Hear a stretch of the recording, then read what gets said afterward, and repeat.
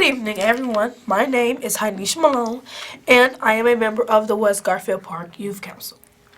In addition, we believe that we are the solution to the violence in our community. West Garfield Park Youth Council is sponsored by Fathers Who Care, which is a nonprofit organization located on the west side of Chicago within the West Garfield Park community. Again, everyone, my name is Heinisha Malone, and I am a member of the West Garfield Park Youth Council. The West Garfield Park Youth Council is comprised of young people from our community whose focus and concern is the youth leadership and voice within the community and addressing the issues of violence prevention. We invite people from all over, especially youth, to come in and see what we are all about. Our show will be scheduled every Thursday at 7 p.m. Again, that is every Thursday at 7 p.m. We would like to encourage callers from people watching to leave their questions and comments at 312-738-1060. Again, that number is 312-738-1060.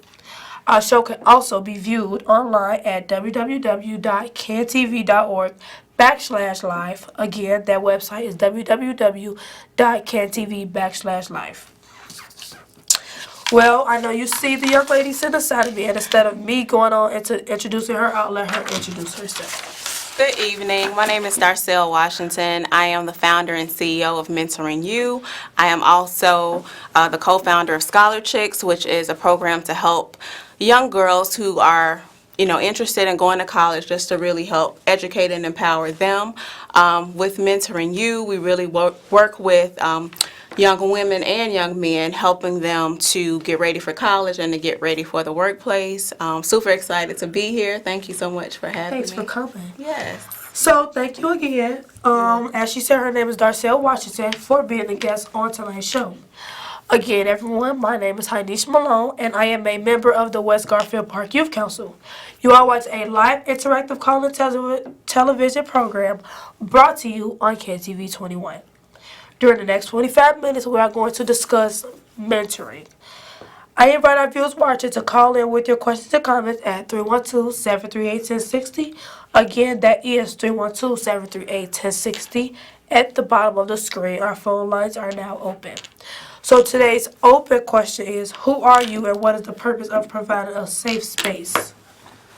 So I am a mentor, I'm a parent, I'm an advocate for education, and I just have a passion for young people.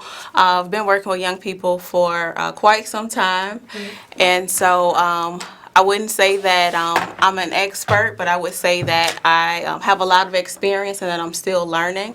Right. I think that the age group that I work with, oftentimes it's young people from 10 years old up until 18 or 21.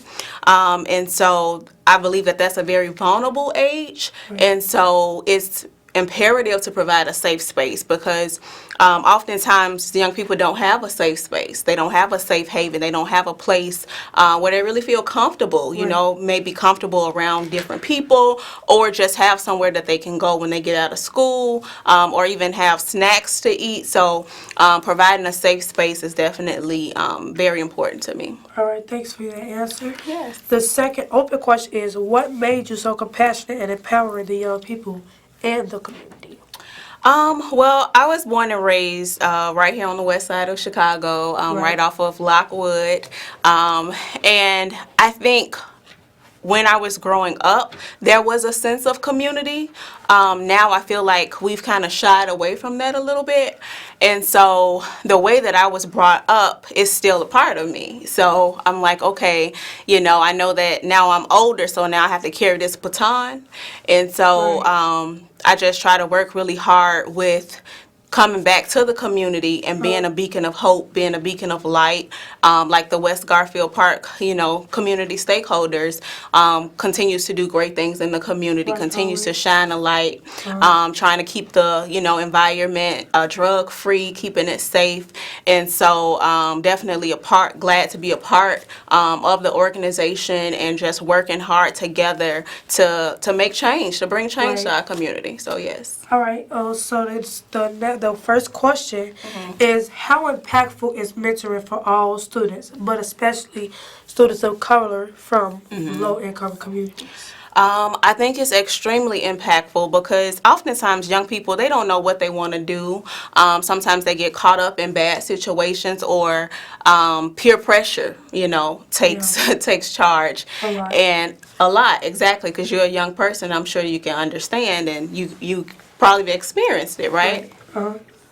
So I think when it comes to mentoring, it gives young people an opportunity to see someone that might be doing something positive that maybe they want to do one day. Right. Whether that person is a teacher, or that person is a doctor or a lawyer, that person is an entrepreneur. I think it gives them hope and a drive, and it really motivates and encourages them, like, oh, okay, well, this person did it, I can do it too. Exactly. And then when it comes to young men and young women of color, oftentimes in our community, there's a lack of resources. And so because there's a lack of resources, it really affects the home, right? Exactly. So with it affecting the home and with it affecting the way that that young woman or that young man is like raised and brought up, then it makes them feel like there is no hope. It makes them feel like there is no light. It makes them feel like, oh, I have to go sell drugs. I have to, Right. smoke weed. I have to get high. Like, I have to do these things because I'm in this box. Right. But when someone mentors them, and I want to say this too, because sometimes people think that they have to have a lot of money to mentor someone. They have to, have this just carved out career. It just takes somebody that's dedicated, somebody that's motivated, somebody that has a heart for young people. Right. And has the passion and the motivation to say, you know what, I'm going to take an hour out of my time, I'm going to take a day out of my time, like, to just really invest and sow seeds in the lives of another young person. Right. So I think when people realize, like, you have some talents, you have some gifts, and God gave it to you to share. And so if you take a young person by the hand and you show them that there is opportunity, that there is light, that there is hope, then more than likely they're going to go in that direction versus going in the opposite direction. Right, because you got to lead them to the light and not the darkness. Exactly. You said that well. Yes. Okay, thank you. So, can a lack of mentorship in low-income communities affect the high violence rates? Definitely, definitely. I think that's why our violence rate is so high. I think that plays a major part, a major role. It's so many young people that, they might not have even committed a major crime, but because they have committed some form of crime and they don't have a mentor, they might not have a dad or a mom, they don't have anybody to really speak up for them or advocate for them, then they just get caught up and now they've become a number, they've become a statistic. And so I think when we have more adults to stand up and take a charge instead of complaining about what young people are doing or aren't doing, then I think we can change the game. We can change our communities. We can take back our communities, actually. And if we work together and become a little bit more unified in the community. Well, I believe it happened. Yeah. So, does mentoring begin in the home, and if so, how? Yeah, so I would say yes, definitely, because parents are really, the children's first teachers, because you see what your mom is doing, you see what your dad is doing, and you want to mock that, you want to imitate that, because as a child, that's your first teacher, that's the only person that you really see, so anything that they do, you want to do it. Right. So if a young child is in an abusive home, when they get older, even though, that might be negative, sometimes they might want to mock that because that's all they know, that's all they've seen. But when they're in an environment that's nurturing and an environment that there's love and that, they feel good and they're able to kind of build up their self-confidence and their motivation, then it really helps because now they're able to share this with someone else and help someone else make a difference in their lives, Uh-huh. So, are there particular requirements to become a mentor? No, like I mentioned earlier, it's just really that person being committed to sow seeds in the life of that young person, being committed to say, if I say I'm gonna, spend an hour a week with this young person, then do that. Because oftentimes in the homes, a lot of young people don't have structure. They don't have people that they can trust. Right. So trust is really big. Trust and communication, and that young person knowing that you're going to be there, that they can depend on you and count on you, then they know, okay, this person is gonna show up for me, because they're so used to not having structure. They're so used to not having that stable person in their lives. So I feel like when a person has a desire to mentor or has a desire to help, there's so many different programs. Like, people can volunteer for my program for Mentoring You. They can email us, mentoringyou@gmail.com. If people want to mentor, I'm sure with you guys, they can email you and find out more information. So there's a ton of mentoring programs. It's just that person stepping up and being willing to just kind of donate their time. Exactly. So, where can a person become a mentor? Anywhere, really. There's opportunities where parents can become mentors at schools. I think we have a caller. Oh, okay. So, caller, your comment or question, please. Yes, I have a question. My question is, if you know someone that needs mentoring, how do they reach out to you all to get the mentoring that they need? Sure. They can email us at mentoringyou, you is spelled out YOU, @gmail.com. And just email us and say, we have whoever, you can say the person's name, the age, and that they need mentoring, and just provide your contact information, and then someone can follow up with you. Now, is there a cost for the mentoring? No. No? Oh, okay, that's great.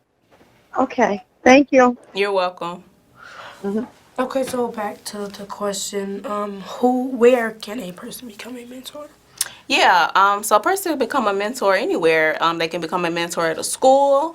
Sometimes they could become, mentors at churches, different youth organizations, wherever, pretty much wherever there's a need, I would say. Okay, so how long have you been a mentor, and how impactful has the journey been? Well, I've been in the education field for about 15 years. I've been mentoring for a very long time. I think I was mentoring before I even realized I was mentoring, if that makes sense. I get it. Okay. So it's been a long time. I don't know, maybe 10 years or a little bit longer than that.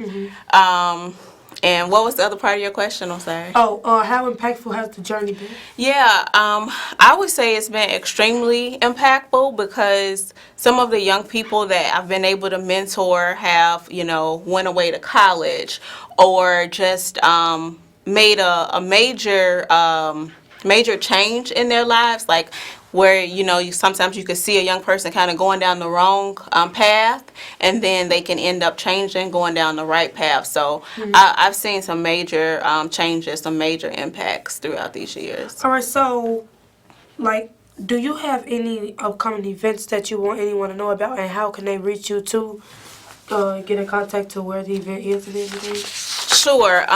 So there's actually 2 events that's coming up. There's one event that's coming up this Saturday, December 21st. It is sponsored through the Bill and Marjorie Daniels Foundation. This is actually an event for students, where students can get service learning hours.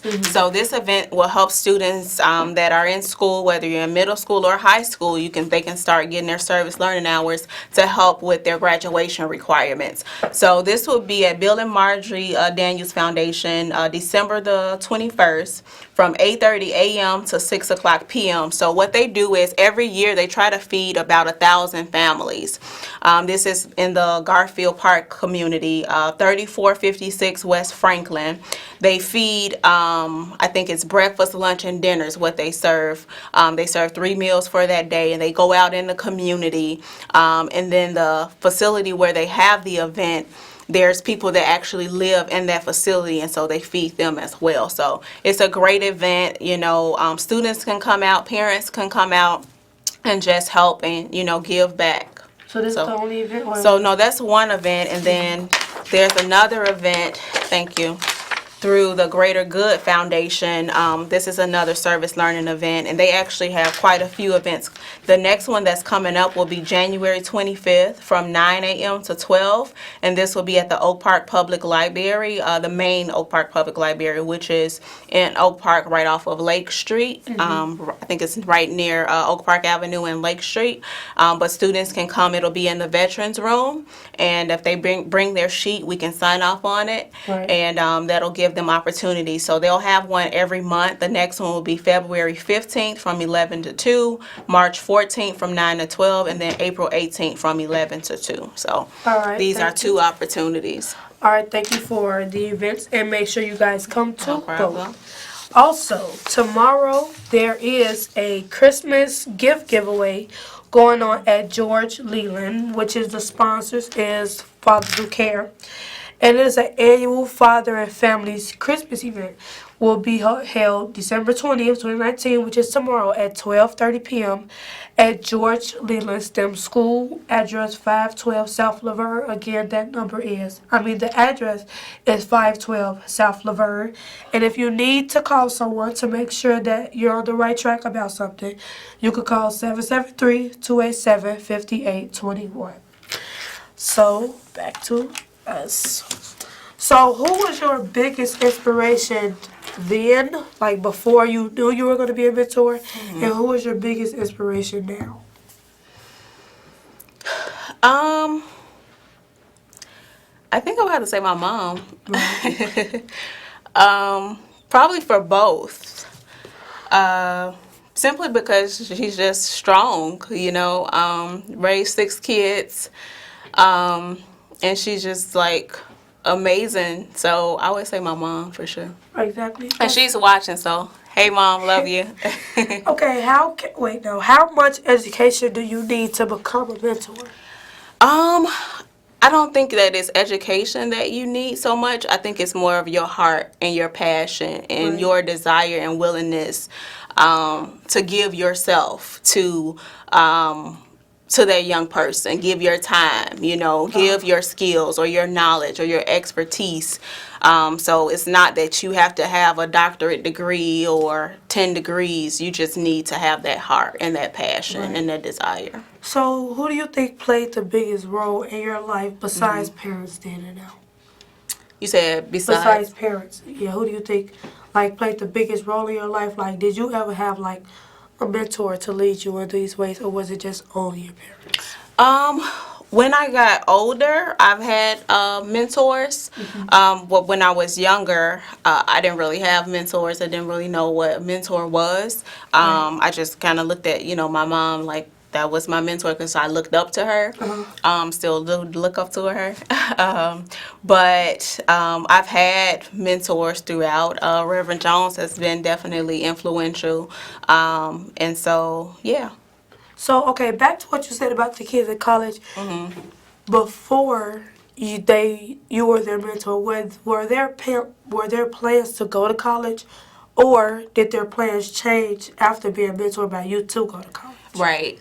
So some students thought that college was not possible, that it Right. was not something that they could do until having conversations and helping them get connected to some resources. And then they're like, oh, well, yeah, I probably can go to college. And so I think mentoring, that it plays a major role because it sees sometimes what that young person can't see. Right. Or what they might not even believe is possible. Right.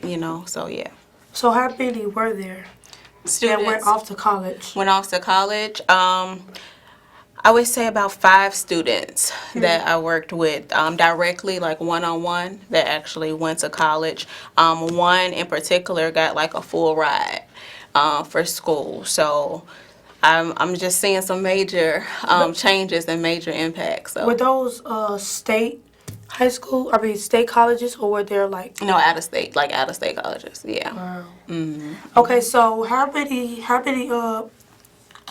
Bless excuse you. me. So how many people are you mentoring right now? Like, how many young women are you mentoring right now, and leading them in the footsteps of a young woman? So right now we have about 3 or 4 students that is in college at the moment.